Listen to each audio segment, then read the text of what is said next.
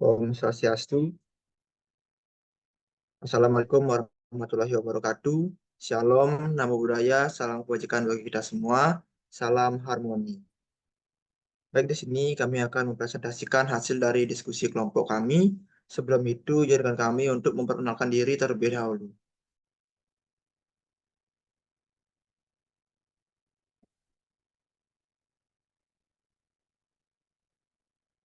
Yang pertama, Kadek Ngurah Hadi Kusuma dengan NIM 2115091089.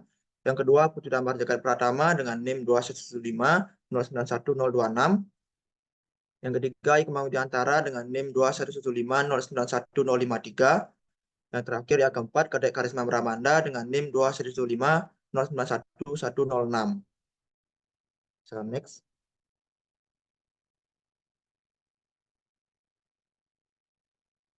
Baik, untuk pembahasan yang pertama yaitu mengenai bagaimana pernyataan misi Google berhubungan dengan strategi bisnisnya. Baik, di sini jadi Google itu memiliki misi bisnis yang jika ditranslate ke dalam bahasa Indonesia itu artinya untuk mengatur informasi dunia dan juga menjadikannya dapat diakses dan berguna secara universal. Jadi misi ini sangat erat hubungannya dengan strategi bisnis dari Google tersebut. Google telah menjalankan model bisnis yang sederhana tapi inovatif untuk menarik pengguna internet ke layanan pencarian gratisnya dan juga memperoleh pendapatan melalui iklan-iklannya. Dengan fokus pada mengatur informasi dunia dan juga menjadikannya dapat diakses dan berguna secara universal. Google juga telah berhasil merebut pasar yang jauh lebih besar dibandingkan pesaing-pesaing tertingginya. Untuk selanjutnya akan dijelaskan oleh rekan saya.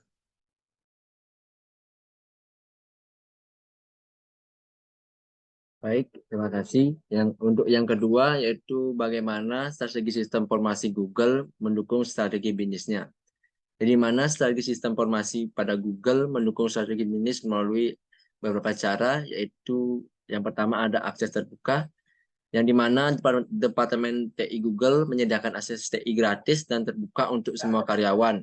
Dan dimana hal ini memungkinkan karyawan untuk memilih di berbagai opsi untuk komputer dan sistem operasi serta mengunduh perangkat lunak mereka sendiri.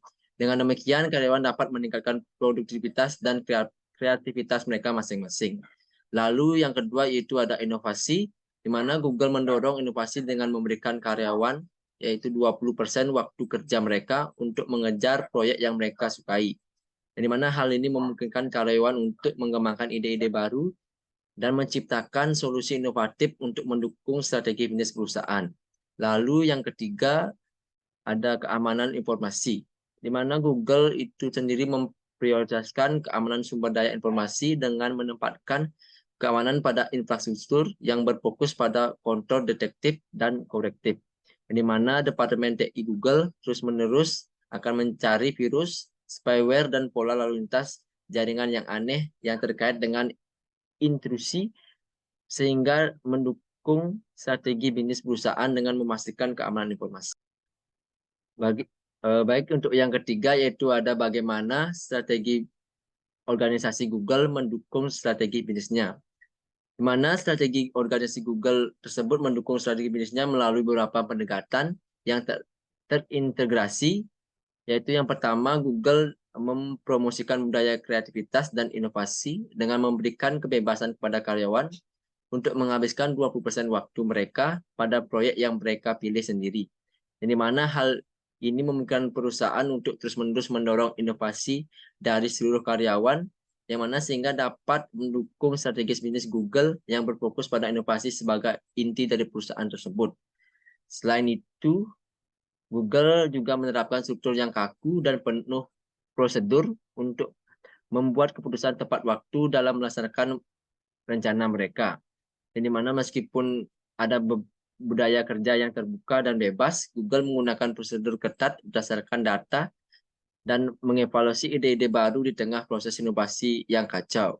Yang dimana hal ini dapat menunjukkan bahwa strategi organisasi Google mendukung strategi bisnis dengan menciptakan keseimbangan antara inovasi, bebas, dan pengambilan keputusan yang terstruktur. Baik, sekian dari saya, akan dilanjutkan oleh rekan saya. Terima kasih.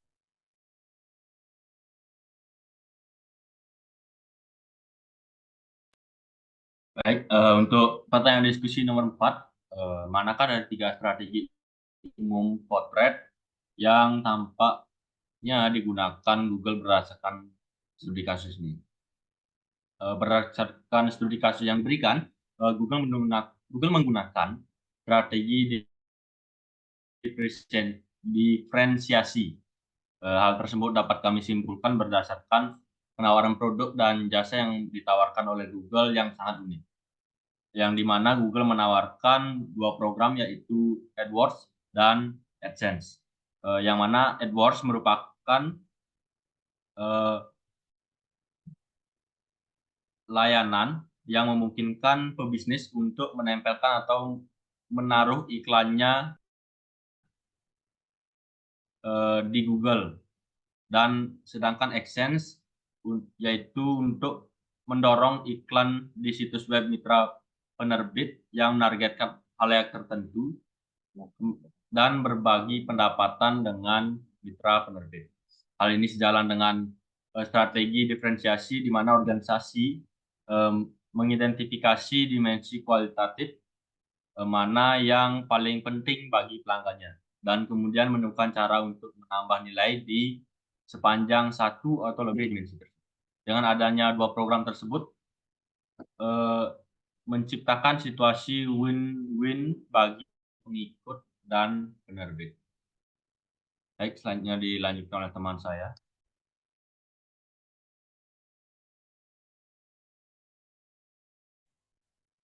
Baik, di sini saya akan menjelaskan yang terakhir yaitu analisis strategi Google dan jenis gangguan pasar yang ditimbulkannya menggunakan perspektif lingkungan dinamis. Strategi Google telah mengubah cara pencarian periklanan di internet secara besar-besaran dengan fokus yang kuat pada pengguna dan terus-menerus berinovasi. Google selalu siap mengambil risiko dan memperluas kehadapan pasar baru, sementara juga mendorong budaya kreativitas dan inovasi di dalam perusahaan. Ini menciptakan tekanan besar bagi pesaing untuk mengikuti standar yang ditetapkan oleh Google dan untuk terus berinovasi agar tetap relevan. Dengan demikian, strategi Google tidak hanya mengubah permainan dalam pencarian dan periklanan internet, tapi juga mengubah dinamika persaingan di pasar secara keseluruhan. Baik, sekian dan terima kasih.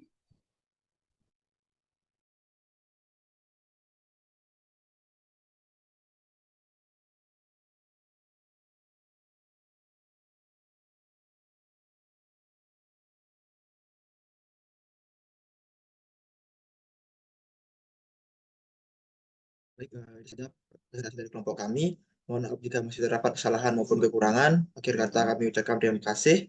Om Santi Santi Santi Om. Shalom, Namo Buddhaya, salam kebajikan kita semua. Salam harmoni.